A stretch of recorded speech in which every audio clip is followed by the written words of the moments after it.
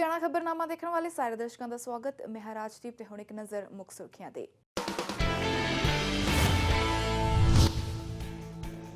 खेती कानूनां खिलाफ राहुल गांधी की कांग्रेस रैली, रायकोट पुजन ते वर्करां ने कीता भरवां स्वागत। मोदी सरकार ते जम के साधे गए निशाने।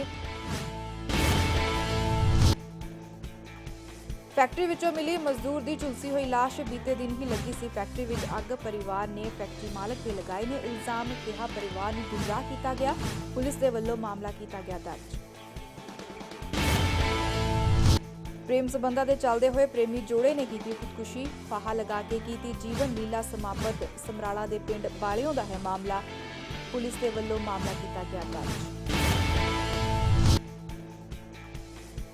हाथरस घटना खिलाफ जथेबंदियां दा फुटिया गुस्सा, कैंडल मार्च कढ के दित्ती मृतकां नूं श्रद्धांजलि। परिवार नूं इंसाफ देण दी कर रहे ने मांग।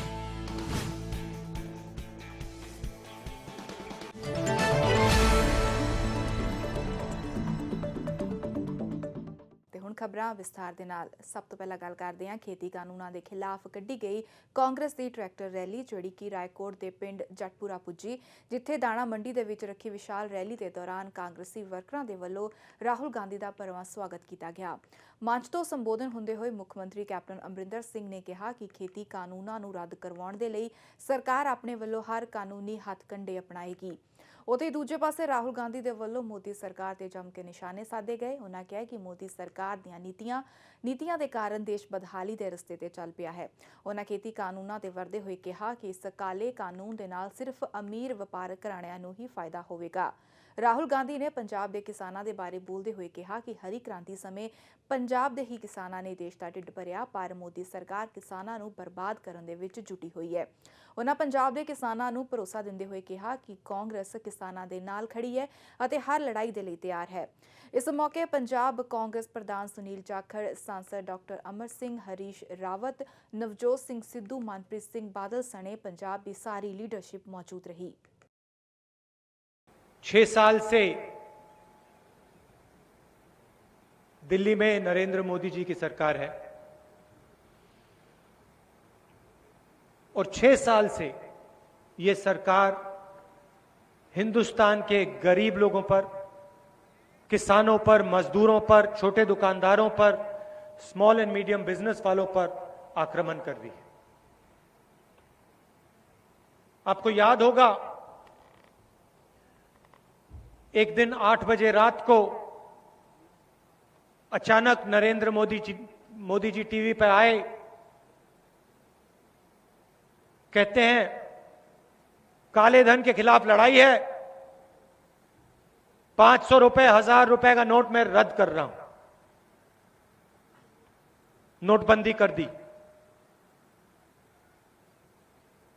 पूरे देश के गरीब लोग, किसान, मजदूर बैंक के सामने खड़े हो गए। आपने अपना पैसा बैंक में डाला,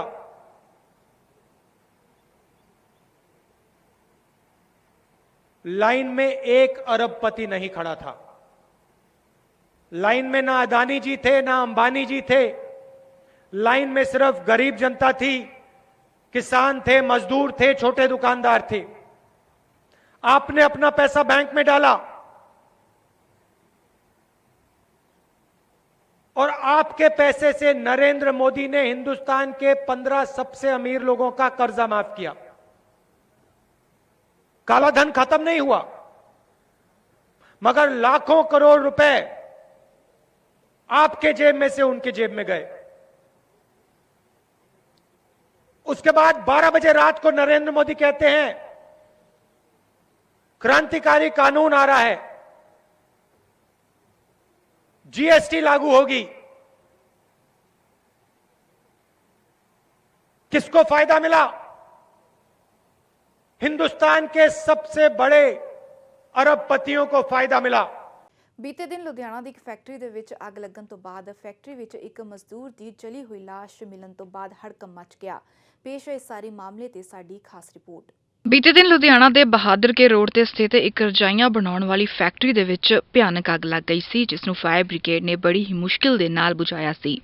ਉਸ ਸਮੇਂ ਦਮਕਲ ਵਿਭਾਗ ਅਤੇ ਫੈਕਟਰੀ ਮਾਲਕ ਦੇ ਅਨੁਸਾਰ ਫੈਕਟਰੀ ਵਿੱਚ ਕੋਈ ਮਜ਼ਦੂਰ ਮੌਜੂਦ ਨਾ ਹੋਣ ਦੀ ਗੱਲ ਆਖੀ ਜਾ ਰਹੀ ਸੀ, ਪਰ ਦੂਜੇ ਦਿਨ ਅੱਗ ਬੁਝਾਉਣ ਤੋਂ ਬਾਅਦ ਫੈਕਟਰੀ ਵਿੱਚ ਇੱਕ ਮਜ਼ਦੂਰ ਦੀ ਝੁਲਸੀ ਹੋਈ ਲਾਸ਼ ਬਰਾਮਦ ਹੋਣ ਤੋਂ ਬਾਅਦ ਲੋਕਾਂ ਦੇ ਵਿੱਚ ਹੜਕੰਪ ਮਚ ਗਿਆ ਤੇ ਫੈਕਟਰੀ ਦੇ ਬਾਹਰ ਲੋਕਾਂ ਅਤੇ ਪਰਿਵਾਰ ਦੇ ਵੱਲੋਂ ਜੰਮ ਕੇ ਹੰਗਾਮਾ ਕੀਤਾ ਗਿਆ। ਮ੍ਰਿਤਕ ਮਜ਼ਦੂਰ ਅਕਰਮ ਫੈਕਟਰੀ ਵਿੱਚ ਕੰਮ ਕਰਦਾ ਸੀ ਅਤੇ ਪਰਿਵਾਰ ਦੇ ਮੁਤਾਬਿਕ ਫੈਕਟਰੀ ਵਿੱਚ ਅੱਗ ਲੱਗਣ ਦੇ ਦੌਰਾਨ ਅਕਰਮ ਫੈਕਟਰੀ ਵਿੱਚ ਹੀ ਮੌਜੂਦ ਸੀ, ਪਰ ਫੈਕਟਰੀ ਮਾਲਕ ਨੇ ਪਰਿਵਾਰ ਦੀ ਇੱਕ ਨਹੀਂ ਸੁਣੀ ਅਤੇ ਮਜ਼ਦੂਰ ਨੂੰ ਬਾਹਰ ਕੱਢਣ ਦੀ ਕੋਸ਼ਿਸ਼ ਨਹੀਂ ਕੀਤੀ ਗਈ। ਉਧਰ ਆਸ-ਪਾਸ ਦੇ ਫੈਕਟਰੀਆਂ ਦੇ ਮਜ਼ਦੂਰਾਂ ਦੇ ਗੱਲ ਮੰਨੀਏ ਤਾਂ ਫੈਕਟਰੀ ਮਾਲਕ ਅਤੇ ਦਮਕਲ ਵਿਭਾਗ ਤੇ ਅਣਗਹਿਲੀ ਵਰਤਣ ਦਾ ਇਲਜ਼ਾਮ ਲੱਗਿਆ ਹੈ। ਉਹਨਾਂ ਕਿਹਾ ਕਿ ਫੈਕਟਰੀ ਮਾਲਕ ਨੇ ਅੱਗ ਲੱਗਣ ਦੇ ਦੌਰਾਨ ਫੈਕਟਰੀ ਦੇ ਵਿੱਚ ਬਾਕੀ ਮਜ਼ਦੂਰਾਂ ਨੂੰ ਗੁੰਮਰਾਹ ਕੀਤਾ। ਉਹਨਾਂ ਪੁਲਿਸ ਤੇ ਵੀ ਇਸ ਮਾਮਲੇ ਦੀ ਠੀਕ ਜਾਂਚ ਨਾ ਕਰਨ ਦੇ ਦੋਸ਼ ਲਗਾਏ ਗਏ ਨੇ। ਉਧਰ ਪ੍ਰਸ਼ਾਸਨ ਤੋਂ ਮਜ਼ਦੂਰ ਦੇ ਪਰਿਵਾਰ ਲਈ ਉਚਿਤ ਮੁਆਵਜ਼ੇ ਦੀ ਮੰਗ ਕੀਤੀ ਜਾ ਰਹੀ ਹੈ। हम लोग बोलते रह गए मेरा बंदे अंदर है, बाबू बोला अंदर बंदे कोई भी नहीं है। अखबार में भी वही छापा कि मेरा इसमें बंदे कोई भी नहीं है। आज मेरा बंदे कहाँ से निकले, हम लोग बोलते रह गए कि मेरा बंदे अंदर है, मेरा बंदे निकालो, मेरा बंदे निकालो। बाबू बोलता रह गया कि इसमें बंदे कोई भी नहीं है, इसमें कोई भी बंदे नहीं है। हम लोग को इंसाफ मिलना चाहिए। हमारे बंदे जो गुजर गए वो तो अब लौट के आएंगे नहीं, उसका बीवी है, बच्चे हैं, उसका कोई हल निकलना चाहिए। मालिक को भी मैं बता रहा हूँ, मालिक क्या कह रहा है कि वो दूसरे कंपनी चला गया, मैं तेरा बंदा बाहर निकल गया है। इसका मतलब है कि जो मालिक है वो आपकी बात को दबाना चाहता है। मेरी बात को दबाना चाहता था, तो आप इसी वजह से मेरा बंदा बच गया था। और मेरी बात को अगर कल सब कोई समझता तो मेरा बंदा कुछ नहीं होता, मेरा बंदा हर हालत में सही रहता। आप क्या कार्रवाई चाहते हैं पुलिस से? पुलिस से बस मैं हेल्प ही चाहिए, और क्या चाहिए, हमें इंसाफ चाहिए।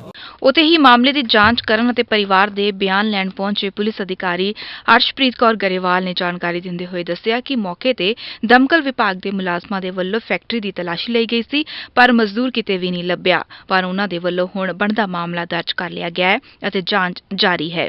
ਅੱਗ ਲੱਗੀ ਸੀ ਜੀ, ਉਹ ਕਾਫੀ ਜ਼ਿਆਦਾ ਹਾਈ ਫਲੇਮ ਸੀਗੀ ਤੇ ਅੰਦਰ ਇੱਕ ਲੇਬਰਰ ਸਟਕ ਹੋ ਗਏ ਸੀਗੇ, ਉਹ ਅੰਦਰ ਰੈਸਟ ਕਰ ਰਹੇ ਸੀ ਤੇ ਉਹਨਾਂ ਦੀ ਡੈਥ ਹੋ ਗਈ।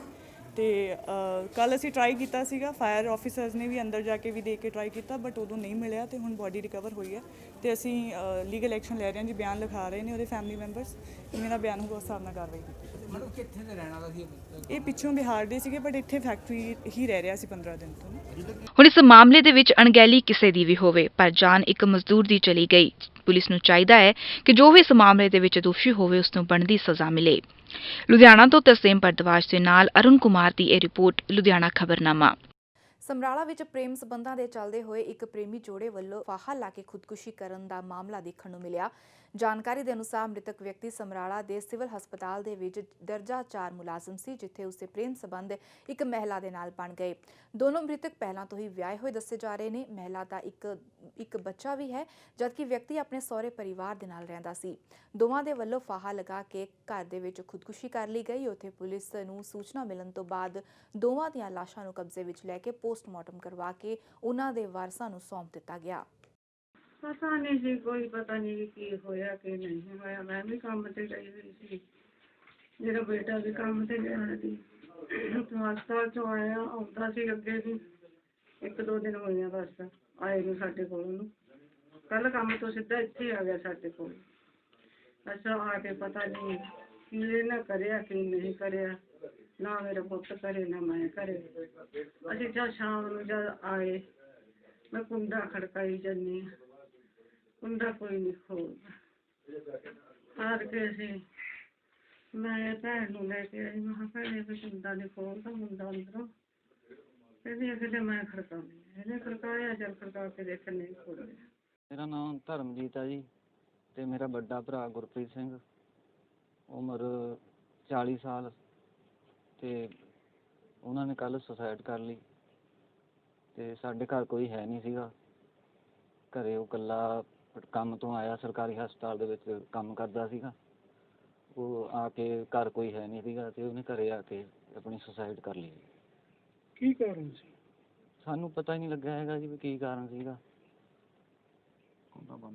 ਵਿਆਹਿਆ ਹੋਇਆ ਸੀਗਾ? ਹਾਂਜੀ, ਵਿਆਹਿਆ ਹੋਇਆ ਸੀਗਾ ਜੀ। ਘਰ ਵਾਲੀ ਨਾਲ ਹੀ ਰਹਿੰਦੀ ਸੀ ਕਿ ਲੈਦਾ ਸੀ? ਉਹ ਆਪਣੇ ਸਹੁਰੇ ਹੀ ਰਹਿੰਦਾ ਸੀਗਾ ਜੀ ਨਾਲ ਹੀ ਉਹਦੇ। ਤੇ ਕੋਈ ਜਿਹੜੀ ਨਾਲ ਲੇਡੀ ਦਾ ਸੁਸਾਈਡ ਹੋਇਆ ਉਹ ਕੌਣ ਸੀ, ਕੁਝ ਪਤਾ ਲੱਗਿਆ? ਉਹਦਾ ਸਾਨੂੰ ਨਹੀਂ ਜੀ ਪਤਾ ਹੈਗਾ ਵੀ ਕੌਣ ਸੀ ਉਹ। ਕੱਲ ਸ਼ਾਮ ਨੂੰ ਇੱਕ ਪਿੰਡ ਦੇ ਮੋਹਤਰ ਵਿਅਕਤੀਆਂ ਦਾ ਤੇ ਕੰਟਰੋਲ ਰੂਮ ਤੋਂ ਫੋਨ ਆਇਆ ਕਿ ਪਿੰਡ ਵਾਲਿਆਂ ਕਿਸੇ 2 ਵਿਅਕਤੀਆਂ ਨੇ ਸੁਸਾਈਡ ਕਰ ਲਿਆ। ਤਾਂ ਅਸੀਂ ਮੌਕੇ 'ਤੇ ਜਾ ਕੇ ਦੇਖਿਆ ਤੇ ਉਹ ਗੁਰਪ੍ਰੀਤ ਸਿੰਘ son of ਭਾਨ ਸਿੰਘ ਉੱਥੇ ਇੱਕ ਕਮਰੇ ਦੇ ਵਿੱਚ ਉਹਨੇ ਪੱਖੇ ਦੀ ਹੁੱਕ ਨਾਲ ਸੁਸਾਈਡ ਕੀਤਾ ਸੀ, ਰੱਸੀ ਪਾ ਕੇ। ਉਸ ਦੇ ਨਾਲ ਦੇ ਕਮਰੇ 'ਚ ਇੱਕ ਲੜਕੀ ਦੀ ਲਾਸ਼ ਪਈ ਸੀ ਜਿਹਦਾ ਪਹਿਲਾਂ ਨਾਮ ਨਹੀਂ ਪਤਾ ਲੱਗਿਆ ਸੀ। ਉਸ ਤੋਂ ਬਾਅਦ ਟ੍ਰੇਸ ਕਰਨ ਦੇ ਪਤਾ ਲੱਗਿਆ ਲੜਕੀ ਦਾ ਨਾਮ ਅਮਨਪ੍ਰੀਤ ਕੌਰ ਪੁੱਤਰੀ ਸਰਜੀਤ ਸਿੰਘ ਆ ਤੇ ਇਹ ਜਗਤਾਰ ਸਿੰਘ ਪਿੰਡ son of ਮਹਿੰਦਰ ਸਿੰਘ ਵਾਸੀ ਪਿੰਡ ਰਾਈਆਂ ਆਪਣੇ ਭੈਣੀ ਸਾਹਿਬ ਦੇ ਕੋਲੇ ਉਹਨਾਂ ਪਈ ਹੋਈ ਸੀ। ਲੜਕੀ ਦਾ ਵਿਆਹ ਮੈਨੂੰ 5 ਸਾਲ ਹੋ ਗਏ ਸੀ, ਉਹਦੇ ਇੱਕ ਬੱਚਾ 2 ਸਾਲ ਦਾ ਤੇ ਮੁੰਡਿਆਂ ਦਾ ਵਿਆਹ ਮੈਨੂੰ 12-13 ਸਾਲ ਹੋ ਗਏ। ਇਹਦੇ ਕੋਈ ਬੱਚਾ ਨਹੀਂ ਸੀ। ਇਹਦੇ ਸਹੁਰੇ ਹੈਗੇ ਮੁਸ਼ਕਾਬਾਦ ਪਿੰਡ, ਜਿਹੜਾ ਮ੍ਰਿਤਕ ਆ ਮੁੰਡਾ। ਸੂਬੇ ਵਿੱਚ ਅਵਾਰਾ ਘੁੰਮ ਰਹੀਆਂ ਗਾਵਾਂ ਦੀ ਸਾਂਭ ਸੰਭਾਲ ਤੇ ਰੱਖ ਰਖਾਵ ਦੇ ਲਈ ਆਮ ਲੋਕਾਂ ਦੇ ਕੋਲੋਂ ਸਰਕਾਰ ਦੇ ਵੱਲੋਂ ਵਸੂਲੇ ਜਾਂਦੇ ਕਾਊ ਸੈਸ ਬਾਰੇ ਜਾਗਰੂਕਤਾ ਫੈਲਾਉਣ ਦੇ ਲਈ ਹੈਲਪਿੰਗ ਹੈਂਡਜ਼ ਅਤੇ ਵਿਸਲ ਬਲੋਅਰ ਟੀਮ ਦੇ ਵੱਲੋਂ ਇੱਕ ਜਾਗਰੂਕਤਾ ਰੈਲੀ ਕੱਢੀ ਗਈ, ਜਿਸ ਦੇ ਦੌਰਾਨ ਸੰਸਥਾਵਾਂ ਅਤੇ ਆਮ ਲੋਕਾਂ ਦਾ ਕਹਿਣਾ ਹੈ ਕਿ ਸਰਕਾਰ ਹਰ ਤਰ੍ਹਾਂ ਦੀ ਖਰੀਦਦਾਰੀ ਤੇ ਕਾਊ ਸੈਸ ਵਸੂਲਦੀ ਹੈ, ਪਰ ਗਊਆਂ ਦੀ ਹਾਲਤ ਹਲੇ ਵੀ ਖਸਤਾ ਹਾਲਤ ਹੈ। ਉਹਨਾਂ ਕਿਹਾ ਕਿ ਗਊਆਂ ਹਲੇ ਵੀ ਸੜਕਾਂ ਤੇ ਅਵਾਰਾ ਘੁੰਮਦੀਆਂ ਨਜ਼ਰ ਆਉਂਦੀਆਂ ਨੇ ਅਤੇ ਕਈ ਹਾਦਸਿਆਂ ਦਾ ਸ਼ਿਕਾਰ ਹੋ ਕੇ ਮੌਤ ਦੇ ਮੂੰਹ ਵਿੱਚ ਚਲੀਆਂ ਜਾਂਦੀਆਂ ਨੇ, ਪਰ ਸਰਕਾਰ ਇਸ ਵੱਲ ਕੋਈ ਧਿਆਨ ਨਹੀਂ ਦੇ ਰਹੀ। ਉਹਨਾਂ ਮੰਗ ਕੀਤੀ ਹੈ ਕਿ ਕਾਊ ਸੈਸ ਦਾ ਪੈਸਾ ਇਨ੍ਹਾਂ ਗਊਆਂ ਦੀ ਸਾਂਭ ਸੰਭਾਲ ਅਤੇ ਰੱਖ ਰਖਾਵ ਦੇ ਲਈ ਹੀ ਵਰਤਿਆ ਜਾਵੇ। ਨਗਰ ਚੌਂਕ 'ਚ ਹੈਲਪਿੰਗ ਹੈਂਡਸ ਕਲੱਬ ਤੇ ਵਿਸਲ ਬਲੋਅਰ ਟੀਮ ਦੇ ਮੈਂਬਰ ਤੇ ਰੂਲ ਫੋਲੋਇੰਗ ਕਲੱਬ ਦੇ ਮੈਂਬਰ ਔਰ ਹੋਰ ਵੀ NGO ਦੇ ਮੈਂਬਰ ਅਸੀਂ ਇਕੱਠੇ ਹੋਏ ਹਾਂ ਸਿਰਫ ਲੋਕਾਂ ਨੂੰ ਇਹ ਜਾਗਰੂਕ ਕਰਵਾਉਣ ਲਈ ਕਿ ਕਾਊ ਸੈਸ ਕੀ ਹੈ। ਬੜੀ ਸ਼ਰਮ ਦੀ ਗੱਲ ਹੈ ਕਿ ਜ਼ਿਆਦਾਤਰ ਲੋਕਾਂ ਨੂੰ ਆਪਾਂ ਨੂੰ ਪਤਾ ਹੀ ਨਹੀਂ ਹੈ ਵੀ ਕਾਊ ਸੈਸ ਕੀ ਹੈ ਔਰ ਕਾਊ ਸੈਸ ਕਦ ਲਈ ਦਿੰਦੇ ਆ। ਕਾਊ ਸੈਸ ਗਾਵਾਂ ਦੀ ਸੁਰੱਖਿਆ ਵਾਸਤੇ, ਗਊ ਦੀ ਸੁਰੱਖਿਆ ਵਾਸਤੇ ਅਸੀਂ ਸਰਕਾਰ ਨੂੰ ਇੱਕ ਟੈਕਸ ਦੇ ਰੂਪ 'ਚ ਦਿੰਦੇ ਆ ਔਰ ਉਹ ਟੈਕਸ ਜਿਹੜਾ ਅਸੀਂ ਦਿੰਦੇ ਆ ਸਰਕਾਰ ਨੂੰ ਆਪਣੀ ਮਿਹਨਤ ਦੀ ਕਮਾਈ ਦਾ ਦਿੰਦੇ ਆ। ਸਾਡੇ 'ਤੇ ਟੈਕਸ ਥੋਪ ਦਿੱਤਾ ਜਾਂਦਾ, ਉਹ ਟੈਕਸ ਲੈ ਲਿਆ ਜਾਂਦਾ, ਪਰ ਕਿੱਥੇ ਉਹਦਾ ਯੂਜ਼ ਕੀਤਾ ਜਾਂਦਾ ਆਮ ਜਨਤਾ ਨੂੰ ਪਤਾ ਨਹੀਂ ਹੈ। ਕਾਊ ਸੈਸ ਜਦੋਂ ਅਸੀਂ ਦਿੰਦੇ ਹਾਂ ਸਰਕਾਰ ਨੂੰ 4 ਵੀਲਰ ਪਰਚੇਜ਼ ਕਰਦੇ 1000, 2 ਵੀਲਰ ਪਰਚੇਜ਼ ਕਰਦੇ 500 ਰੁਪਏ ਕਾਊ ਸੈਸ ਦਿੰਦੇ ਹਾਂ। ਅਸੀਂ ਇੱਦਾਂ ਹੀ ਮੈਰਿਜ ਹਾਲ ਬੁੱਕ ਕਰਵਾਉਂਦੇ ਹਾਂ, ਨੋਨ 에ਅਰ ਕੰਡੀਸ਼ਨ ਮੈਰਿਜ ਹਾਲ ਬੁੱਕ ਕਰਵਾਉਂਦੇ ਹਾਂ 1000 ਰੁਪਇਆ 500 ਰੁਪਈਆ ਇੱਦਾਂ ਹੀ ਕਰਕੇ ਆਪਾਂ ਸੀਮੈਂਟ ਦੀ ਬੋਰੀ ਖਰੀਦਦੇ ਹਾਂ 1 ਰੁਪਈਆ ਪਰ ਬੋਰੀ। ਬਿਜਲੀ ਦਾ ਬਿੱਲ ਯੂਜ਼ ਕਰਦੇ ਹਾਂ ਤਾਂ ਉਹਦੇ ਤੇ ਪਰ ਯੂਨਿਟ 2 ਪੈਸੇ ਅਸੀਂ ਕਾਊ ਸੈਸ ਦਿੰਦੇ ਹਾਂ। ਇਸੇ ਤਰ੍ਹਾਂ ਕਈ ਚੀਜ਼ਾਂ ਤੇ ਅਸੀਂ ਕਾਊ ਸੈਸ ਦਿੰਦੇ ਹਾਂ, ਪਰ ਜਾਂਦਾ ਕਿੱਥੇ ਹੈ? ਜੇ ਇਹਨਾਂ ਤੇ ਲੱਗਦਾ ਤੇ ਸੜਕਾਂ ਤੇ ਬੇਸਹਾਰਾ ਹੋ ਕੇ ਗਊਵੰਸ਼ ਫਿਰੇਗਾ। ਇਹਨਾਂ ਤੇ ਕਾਊ ਸੈਸ ਦਾ ਪੈਸਾ ਸਹੀ ਤਰ੍ਹਾਂ ਇਹਨਾਂ ਤੇ ਯੂਟੀਲਾਈਜ਼ ਹੋਵੇ, ਇਹਨੂੰ ਜਾਗਰੂਕ ਕਰਨ ਲਈ ਅਸੀਂ ਇਕੱਠੇ ਹੋਏ ਹਾਂ। ਸਮਾਜ ਸੇਵੀ ਸੰਸਥਾ ਹੈਲਪਿੰਗ ਹੈਂਡਸ ਕਲੱਬ ਵੱਲੋਂ ਇੱਕ ਰੋਸ਼ ਭਾਰਤ ਨਗਰ ਚੌਂਕ ਦੇ ਵਿੱਚ ਕੀਤਾ ਜਾ ਰਿਹਾ ਹੈ। ਸਾਡੀ ਇੱਕ ਮੰਗ ਹੈ, ਜਿਹੜੀ ਗਊ ਮਾਤਾ ਨੂੰ ਅਸੀਂ ਪੂਜਦੇ ਹਾਂ, ਜਦੋਂ ਕੋਈ ਤਿਉਹਾਰ ਹੁੰਦਾ ਤਾਂ ਉਸ ਨੂੰ ਜ਼ਬਰਦਸਤੀ ਅਸੀਂ ਖਾਣਾ ਖਿਲਾਉਂਦੇ ਹਾਂ ਕਿ ਸਾਡੇ ਕਰਮ ਸਿੱਧੇ ਹੋ ਜਾਣ, ਲੇਕਿਨ ਪੂਰਾ ਸਾਲ ਉਹੀ ਗਊ ਮਾਤਾ ਸੜਕਾਂ ਦੇ ਵਿੱਚ ਕੂੜਾ ਕਰਕਟ ਖਾਣ ਤੇ ਮਜਬੂਰ ਹੁੰਦੀ ਹੈ। ਕਈ ਗਾਵਾਂ ਬਿਮਾਰ ਹੋ ਜਾਂਦੀਆਂ ਪਲਾਸਟਿਕ ਖਾ ਕੇ, ਤੇ ਕਈ ਹਾਦਸੇ ਗਊ ਮਾਤਾ ਦੇ ਕਰਕੇ ਹੁੰਦੇ ਨੇ। ਕਿ ਮੈਂ ਅੱਜ ਪੁੱਛਣਾ ਚਾਹੁੰਦਾ ਕਿ ਅਸੀਂ ਇੰਨੇ ਕੁ ਮਤਲਬ ਪ੍ਰਸਤ ਹੋ ਚੁੱਕੇ ਹਾਂ ਕਿ ਜਦੋਂ ਤੇ ਇੱਕ ਗਊ ਮਾਤਾ ਦੁੱਧ ਦਿੰਦੀ ਹੈ ਤਾਂ ਅਸੀਂ ਉਸ ਨੂੰ ਪੂਜਦੇ ਹਾਂ, ਆਪਣੇ ਕੋਲ ਰੱਖਦੇ ਹਾਂ। ਜਦੋਂ ਉਹ ਦੁੱਧ ਦੇਣਾ ਬੰਦ ਕਰ ਦਿੰਦੀ ਹੈ ਤਾਂ ਉਸ ਨੂੰ ਸੜਕਾਂ ਦੇ ਉੱਤੇ ਮਰਨ ਦੇ ਲਈ ਮਜਬੂਰ ਕਰ ਦਿੰਦੇ ਹਾਂ। ਕਾਊ ਸੈਸ ਦੇ ਬਾਰੇ 'ਚ ਅਸੀਂ ਇਕੱਠੇ ਹੋਏ ਹਾਂ ਅੱਜ। ਅਸੀਂ ਇਸ ਤਰ੍ਹਾਂ ਹੀ ਇਕੱਠੇ ਹੁੰਦੇ ਰਵਾਂਗੇ ਔਰ ਅਸੀਂ ਚਾਹਾਂਗੇ ਕਿ ਬਾਕੀ ਪਬਲਿਕ ਵੀ ਅਵੇਅਰ ਹੋਵੇ ਔਰ ਸਾਡੇ ਨਾਲ ਆ ਕੇ ਇੱਥੇ ਇਕੱਠੀ ਹੋਵੇ, ਤਾਂ ਕਿ ਉਹਨਾਂ ਨੂੰ ਪਤਾ ਲੱਗੇ ਕਾਊ ਸੈਸ ਕੀ ਹੁੰਦਾ, ਜੋ ਕਿ ਸਾਨੂੰ ਕਿਸੇ ਨੂੰ ਪਤਾ ਹੀ ਨਹੀਂ ਹੈ ਕਾਊ ਸੈਸ ਕੀ ਹੁੰਦਾ, ਨਾ ਹੀ ਅਸੀਂ ਕਦੀ ਸੁਣਿਆ ਅੱਜ ਤੱਕ। ਕਾਊ ਸੈਸ ਦੇ ਬਾਰੇ ਦੇ ਵਿੱਚ ਸਾਨੂੰ ਹੁਣ ਵਿਸਲ ਬਲੋਅਰ ਟੀਮ ਦੇ ਰਾਜੂ ਸ਼ਰਮਾ ਜੀ ਨੇ ਸਾਨੂੰ ਜਾਣੂ ਕਰਵਾਇਆ, ਤੇ ਅਸੀਂ ਵੀ ਇਹਨਾਂ ਨਾਲ ਇਕੱਠੇ ਹੋ ਕੇ ਅਸੀਂ ਆਮ ਪਬਲਿਕ ਨੂੰ ਵੀ ਅਸੀਂ ਇਸ ਬਾਰੇ ਅਵੇਅਰ ਕਰ ਰਹੇ ਹਾਂ, ਤਾਂ ਕਿ ਤੁਸੀਂ ਹਰ ਚੀਜ਼ ਖਰੀਦਦੇ ਹੋ, ਵਹੀਕਲਸ ਖਰੀਦਦੇ ਹੋ, ਤੁਸੀਂ ਮੈਰਿਜ ਪੈਲੇਸ ਬੁੱਕ ਕਰਾਉਂਦੇ ਆ ਆਪਾਂ, ਇਲੈਕਟ੍ਰਿਸਿਟੀ ਬਿੱਲ ਤਾਂ ਹਰ ਕੋਈ ਪੇ ਕਰਦਾ, ਛੋਟੇ ਤੋਂ ਛੋਟਾ ਜੋ ਹੈ ਏਰੀਆ ਉਹ ਵੀ ਪੇ ਕਰਦਾ, ਹਰ ਘਰ ਪੇ ਕਰਦਾ, ਜਿਹਦੇ ਤੇ 2% ਸਾਨੂੰ ਲੱਗਦਾ 2 ਰੁਪਏ ਪਰ ਯੂਨਿਟ ਸਾਨੂੰ ਕਾਊ ਸੈਸ ਲੱਗਦਾ, ਔਰ ਉਹ ਸਾਨੂੰ ਪਤਾ ਨਹੀਂ ਕਾਊ ਸੈਸ ਜਾਂਦਾ ਕਿੱਥੇ ਹੈ।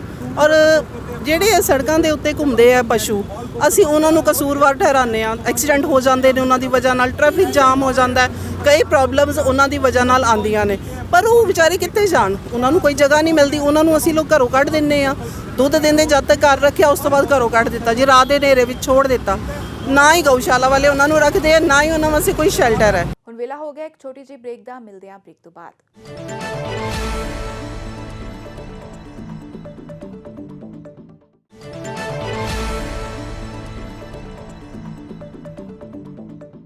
ਬ੍ਰੇਕ ਤੋਂ ਬਾਅਦ ਤੁਹਾਡਾ ਸਵਾਗਤ ਹੈ। ਵਾਧਿਆ ਹੁਣ ਅਗਲੀ ਖਬਰ ਦੇ ਵੱਲ। ਹਾਥਰਸ ਘਟਨਾ ਦੇ ਖਿਲਾਫ ਲੁਧਿਆਣਾ ਦੀਆਂ ਵੱਖ-ਵੱਖ ਜਥੇਬੰਦੀਆਂ ਆਪੋ ਆਪਣੇ ਤਰੀਕੇ ਦੇ ਨਾਲ ਇਸ ਘਟਨਾ ਦੀ ਨਿੰਦਾ ਕਰ ਰਹੀਆਂ ਨੇ। ਸ਼ਹਿਰ ਦੇ ਹੀ ਘੰਟਾ ਘਰ ਚੌਂਕ ਦੇ ਵਿੱਚ ਸਰਵਜਨਕ ਕਲਿਆਣ ਸੰਸਥਾ ਦੇ ਵੱਲੋਂ ਦੋਸ਼ੀਆਂ ਨੂੰ ਸਜ਼ਾ ਦਿਲਵਾਉਣ ਦੇ ਲਈ ਇੱਕ ਹਸਤਾਖਰ ਮੁਹਿੰਮ ਵੀ ਚਲਾਈ ਗਈ, ਜਿਸ ਦੇ ਵਿੱਚ ਵੱਧ ਤੋਂ ਵੱਧ ਲੋਕਾਂ ਨੂੰ ਆ ਕੇ ਹਸਤਾਖਰ ਕਰਨ ਦੀ ਅਪੀਲ ਕੀਤੀ ਗਈ। ਉੱਥੇ ਹੀ ਵਾਰਡ ਨੰਬਰ 71 ਦੇ ਵਿੱਚ ਵੀ ਭਾਵਾ ਦਸਤੇ ਵੱਲੋਂ ਕੈਂਡਲ ਮਾਰਚ ਕੱਢਿਆ ਗਿਆ ਤੇ ਦੋਸ਼ੀਆਂ ਨੂੰ ਜਲਦ ਫਾਂਸੀ ਦੀ ਸਜ਼ਾ ਦੇਣ ਦੀ ਮੰਗ ਕੀਤੀ ਗਈ। ਵਾਰਡ ਨੰਬਰ 68 ਦੇ ਵਿੱਚ ਸਾਬਕਾ ਕੌਂਸਲਰ ਕਪਿਲ ਕੁਮਾਰ ਸੋਨੂ ਦੀ ਅਗਵਾਈ ਹੇਠ ਕੈਂਡਲ ਮਾਰਚ ਕੱਢਿਆ ਗਿਆ ਅਤੇ ਮ੍ਰਿਤਕਾਂ ਦੇ ਲਈ ਇਨਸਾਫ ਦੀ ਮੰਗ ਕੀਤੀ ਗਈ। ਉੱਥੇ ਹੀ ਦੂਜੇ ਪਾਸੇ ਏਕਲਵਯ ਮਾਰਸ਼ਲ ਆਰਟ ਅਕੈਡਮੀ ਦੇ ਵੱਲੋਂ ਵੀ ਕੋਚਰ ਮਾਰਕੀਟ ਦੇ ਵਿੱਚ ਕੈਂਡਲ ਮਾਰਚ ਕੱਢ ਕੇ ਪੀੜਿਤ ਪਰਿਵਾਰ ਨੂੰ ਇਨਸਾਫ ਦੇਣ ਦੀ ਮੰਗ ਕੀਤੀ ਗਈ। ਅੱਜ ਭਾਰਤੀ ਵਾਲਮੀਕੀ ਧਰਮ ਸਮਾਜ ਵੱਲੋਂ ਜ਼ਿਲ੍ਹਾ ਸੰਗਠਨ ਲੁਧਿਆਣਾ ਦੀ ਟੀਮ ਵੱਲੋਂ ਇੱਕ ਕੈਂਡਲ ਮਾਰਚ ਦਾ ਜਿਹੜਾ ਆਯੋਜਨ ਹੈ ਵਾਰਡ ਨੰਬਰ 71 ਤੋਂ ਕੱਢਿਆ ਗਿਆ।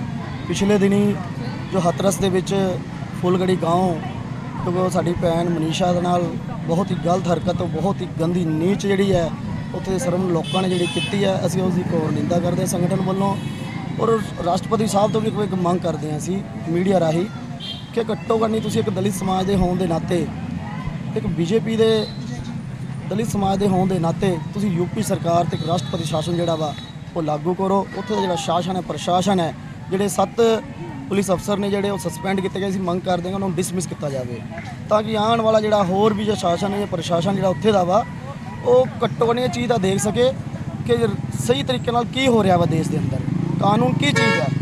ਮੈਂ ਤਾਂ ਇਹੀ ਸਰਕਾਰ ਅੱਗੇ ਤੇ ਰਾਸ਼ਟਰਪਤੀ ਸਾਹਿਬ ਅੱਗੇ ਬੇਨਤੀ ਕਰਾਂਗਾ, ਨਿਵੇਦਨ ਵੀ ਕਰਾਂਗਾ ਔਰ ਸੰਗਠਨ ਵੱਲੋਂ ਇੱਕ ਮੰਗ ਵੀ ਕਰਦੇ ਹਾਂ ਅਸੀਂ ਕਿ ਉੱਥੇ ਦਾ ਜਿਹੜਾ ਰਾਸ਼ਟਰਪਤੀ ਸ਼ਾਸਨ ਹੈ ਉਸ ਨੂੰ ਲਾਗੂ ਕੀਤਾ ਜਾਵੇ। ਬਹੁਤ ਬਹੁਤ ਧੰਨਵਾਦ। ਜੈ ਵਾਲਮੀਕੀ, ਜੈ ਭੀਮ, ਜੈ ਭਾਰਤ। ਵਾਰਡ ਨੰਬਰ 71 ਸ਼ਹੀਦ ਭਗਤ ਸਿੰਘ ਨਗਰ ਦੇ ਵਿੱਚ ਅੱਜ ਕੈਂਡਲ ਮਾਰਚ ਜਿਹੜਾ ਵਾ ਕੱਢਿਆ ਗਿਆ, ਜੋ ਪਿਛਲੇ ਦਿਨੀ ਭੈਣ ਮਨੀਸ਼ਾ ਜੋ ਭਾਰਤ ਦੀ ਬੇਟੀ ਸੀ, ਜਿਹਦੇ ਨਾਲ ਉੱਤਰ ਪ੍ਰਦੇਸ਼ ਦੇ ਵਿੱਚ ਹਾਥਰਸ ਜ਼ਿਲ੍ਹੇ ਦੇ ਵਿੱਚ 4 ਕ੍ਰਿਮੀਨਲ ਦੋਸ਼ੀਆਂ ਨੇ ਜਿਹੜਾ ਵਾ ਬਲਾਤਕਾਰ ਕਰਿਆ। ਉਸ ਤੋਂ ਬਾਅਦ ਉਹਦੀ ਰੀੜ੍ਹ ਦੀ ਹੱਡੀ ਤੋੜ ਦਿੱਤੀ ਅਤੇ ਉਸ ਤੋਂ ਬਾਅਦ ਉਹਦੇ ਦਿੱਲੀ ਰੈਫਰ ਕੀਤਾ ਗਿਆ ਤਾਂ ਉੱਥੇ ਉਹਦੀ ਮੌਤ ਹੋ ਗਈ ਔਰ ਉਹਨੂੰ ਜ਼ਬਰਦਸਤੀ ਦਿੱਲੀ ਤੋਂ ਕਿਡਨੈਪ ਕਰਕੇ ਉੱਤਰ ਪ੍ਰਦੇਸ਼ ਦੀ ਸਰਕਾਰ ਦੀ ਮਿਲੀ ਭੁਗਤ ਨਾਲ ਉੱਥੇ ਦੀ ਪੁਲਿਸ ਨੇ ਔਰ ਉੱਥੇ ਦੇ ਪ੍ਰਸ਼ਾਸਨ ਨੇ ਰਾਤੋਂ ਰਾਤ ਕਰੀਬ 2 ਵਜੇ ਬਿਨਾਂ ਉਹਦੇ ਘਰ ਵਾਲਿਆਂ ਨੂੰ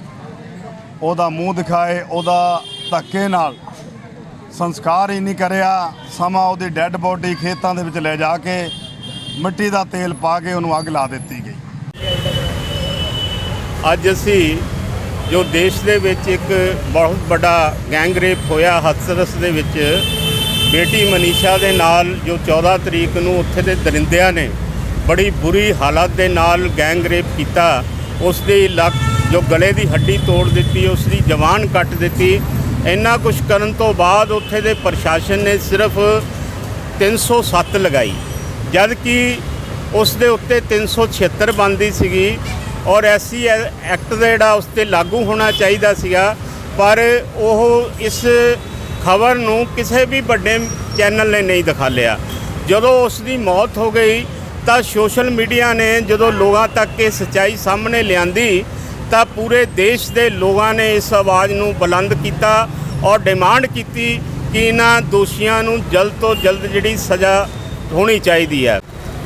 मैं भारत सरकार से निवेदन विनती यही करेंगे कि जो मनीषा बेटी के साथ जो हुआ है वो किसी और बेटी बहनों के साथ ना हो के मैं पूरे भारत सरकार से निवेदन करेंगे, हर राज्य को सरकार से निवेदन करेंगे कि ऐसा होगा तो बहु बेटियां रोड पे नहीं चल सकती है, कहीं काम काज के लिए नहीं जा सकती है, कोई किसी जॉब पे नहीं जा सकती है। हम इनसे खिलाफ हैं और कड़ी से कड़ी सज़ा देना चाहते हैं कि जो दुष्कर्मियों हैं उनको फांसी देवे, उनको परिवार वाले को सज़ा देवें और इससे आगे सज़ा के अलावा और कुछ नहीं हम लोग के पास बचा है।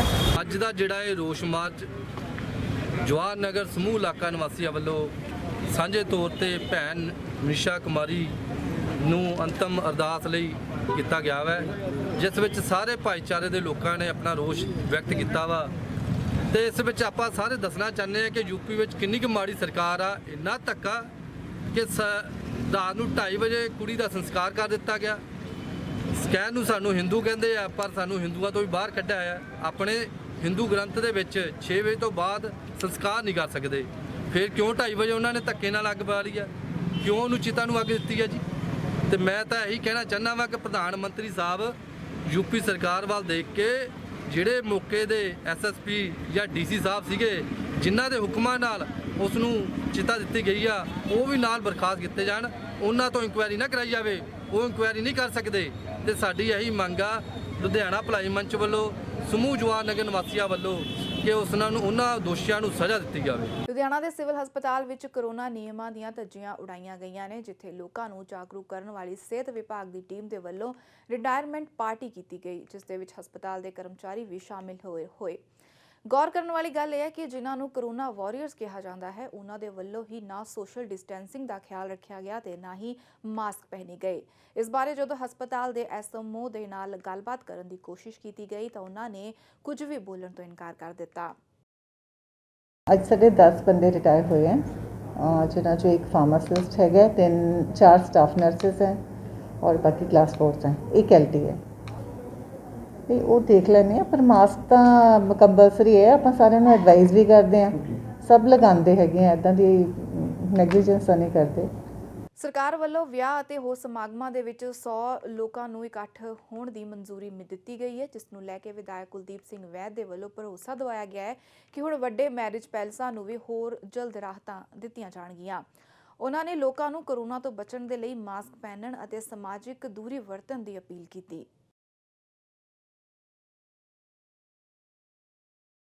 ਕਿਸੇ ਨੂੰ ਕੁਝ ਦੱਸ ਇਸ ਕਰਕੇ ਨਹੀਂ ਸਕਦਾ ਕਿ ਆਪਾਂ ਸਾਰਿਆਂ ਨੂੰ ਇਕੱਲੀ ਇਕੱਲੀ ਗੱਲ ਦਾ ਪਤਾ ਹੈ। सोशल डिस्टेंसिंग, हैंड वॉशिंग ते मास्क, ये 3 चीज़ां ने जिन्हां दे नाल असीं मतलब कि अपने आप नूं अपने परिवार नूं बचा सकते हैं। बहुत इंपॉर्टेंट। लेकिन मैं हुण भी 3-4 फंक्शन ते जाके आया, मैनूं अफसोस भी होया कि सानूं मास्क पाउण दे विच की प्रॉब्लम। ईवन इत्थे हॉल दे विच भी कुछ ऐसे बंदे सी जिन्हां ने मास्क नहीं सी पाए। मास्क पाने चाहिए है, हथ धो लो तो सोशल डिस्टेंसिंग, ये 3 चीज़ां ने। पैंडेमिक हाले खत्म नहीं होया, लेकिन अज दा जिहड़ा मेरा रहा आ अमन, जिथे जिथे भी मैं गया, बट अनफॉर्चुनेटली साडे जिहड़े लोग ने उन्होंने मैनू तो उत्थे जाके इदां लग्या भी जिवें करोना है ही नहीं बिल्कुल। सो एक तो पहली गल तो यह है कि हाले 2-3 महीने जिन्नी देर तक वैक्सीन नहीं आ जाती उन्नी देर तक सानू ये 3-4 चीज़ां जरूर मेनटेन करनियां चाहिए। जितों तक देखो डिमांड्स का ताल्लुक है, मैं ऑनैसटली धन्नवादी हाँ कैप्टन अमरिंदर सिंह का कि जो भी उन्होंने फोन के उत्ते कोई चीज़ पाई दी उसका इमीडिएट रिस्पॉन्स आता है। जिहड़े साडे होटल्स रेस्टोरेंट्स वाले हैं, जो भी उन्होंने गल की है, जी गल 2 दिन पहला हुई है, मैं 4 दिन पहला जो CM साहब साडे हरीश रावत जी आए सी, मैं उदों CM साहब नूं मैनूं 2 मिनट मिले सी, मैं उन्होंने रिक्वेस्ट की सी, उन्होंने इमीडिएटली अपने PS नूं नोट करवाता सी।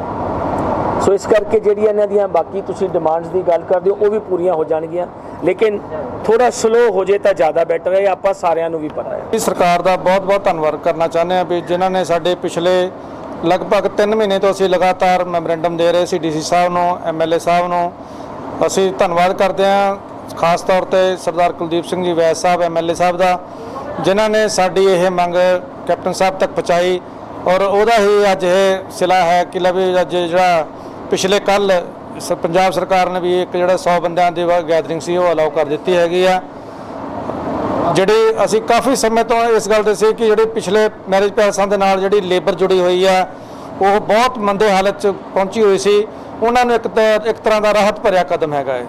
बहुत बहुत धन्नवाद कैप्टन साहब का जिन्हां ने 100 बंदे अलाउ कीते हैगे आ। जान तो पहला एक नज़र मुख्य सुर्खियां ते।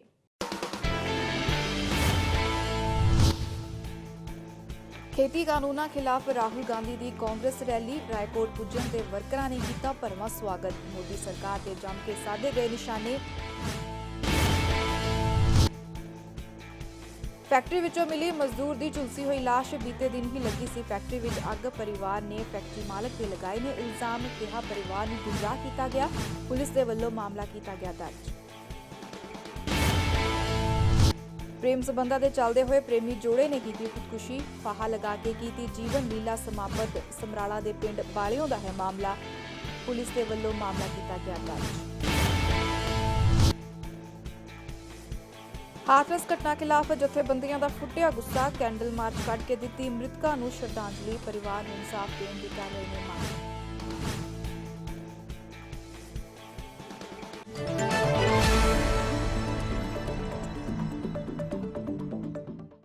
ਲੁਧਿਆਣਾ ਖਬਰਨਾਮਾ ਵਿੱਚ ਫਿਲਹਾਲ ਬਸ ਇੰਨਾ ਹੀ। ਮੈਨੂੰ ਦਿਓ ਇਜਾਜ਼ਤ। ਧੰਨਵਾਦ।